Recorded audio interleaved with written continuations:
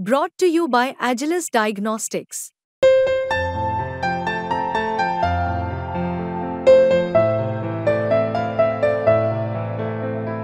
Agilus Diagnostics. Fake narrative set करण्याकरता त्यामध्ये सांगतील नाही आता त्याच्यात तुम्ही त्याच्यामुळे 31 जागा आणल्या त्याच्यामुळे आम्ही तर हादरूनच गेलो ना ते फेक मुळेच ना कुठल्या तीन घटकांनी मतदान नाही केलं हे तुम्हालाही माहिती आहे ठीक आहे आता तुम्ही कसंही म्हणा हा नाही नाही तुम्हाला रात्री गुजरात दिसते झोपेत पण पावसाळले तरी गुजरातच म्हणता तुम्ही त्याच्यामध्ये अध्यक्ष महोदय यामध्ये मी सांगितलं तसं हे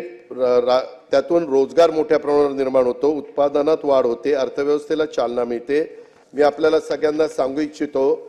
कृपा करून तुम्ही सिनियर लोकांनी तर नीट लक्ष द्या 15-16 मध्ये स्थूल उत्पन्न होतं 19,66,225 कोटी आणि आपलं कर्ज होतं 3,24,000 कोटी नंतर 19-20 ला ज्यावेळेस महाविकास आघाडीचं सरकार आलं जयंतराव त्यावेळेस 26,56,806 कोटी रुपये स्थूल उत्पन्न होतं कर्ज झालं 4,51,000 कोटी आणि 20-21 ला 5,19,000 कोटी स्थूल उत्पन्न राज्य उत्पन्नाच्या टक्केवारी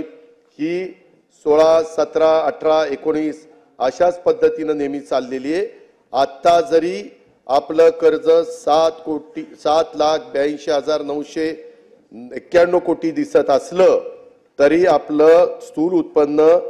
42,67,000 आहे म्हणजे 18.35 या स्थूल राज्य उत्पन्नाशी टक्केवारी संबंधित आहे त्याच्यावर राज्याचं मला जनतेलाही सांगायचं आहे की राज्याचं स्थूल उत्पन्न जसं वाढेल तसं ते कर्ज वाढतं परंतु मागचं तुलना करता कुठेही आपण ते जास्त वाढून दिलेलं नाही मर्यादितच ठेवलेलं आहे हे आता काही जण फेक नरेटिव्ह सेट करण्याकरता त्यामध्ये सांगतील नाही आता त्याच्यात तुम्ही त्याच्यामुळे 31 जागा आणल्या त्याच्यामुळे आम्ही तर हादरूनच गेलो ना ते फेक मुळेच ना